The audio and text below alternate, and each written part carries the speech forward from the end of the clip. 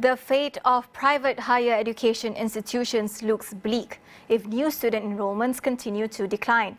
Since the start of the pandemic, there has been a reduction in the number of student enrollment, with the overall drop from 20 to 50%. Economist at Malaysia University of Science and Technology, Dr. Geoffrey says if the trend continues, this institution face permanent closure. There are lots of issues in terms of the business model for private universities. And the main issue has been that they are concentrating on student fees for their revenue model. And they haven't diversified their revenue model beyond that. So some universities account for 90 or 95% of their income comes from student fees. So when they are faced with this systemic shock, which of course is nothing to do with them, really. It's completely outside of their control. But the impact is that the students can't come.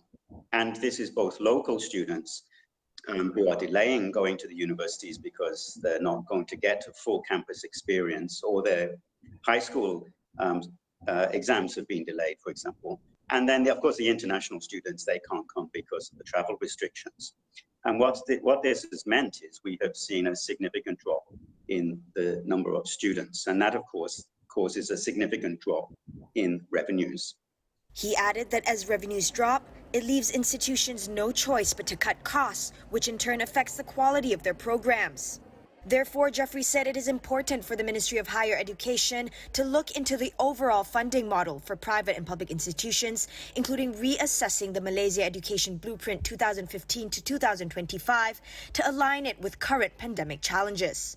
We need to look at the overall funding profile in Malaysia, particularly PT-PTN, for example, for local students, which is the main source of funds through the student loan system. Now, before the pandemic, the chairman of PT-PTN, Wan Saiful, was saying that there are significant stability issues in PT-PTN. And he was very open and very honest and produced a full report saying that these things have to be looked at quite closely because it's not sustainable in the long term. Now, that's a source of income that the private universities rely on heavily. In fact, as much as 60 or 70% of their income comes from student loans. And if that's not sustainable in the long term, then it means that there is a systematic problem. And so we need to look at the whole thing, not at the individual business models of individual universities, or the question of introducing new programs online or switching existing programs online or not. These will not solve the problem. We need to look at it more holistically.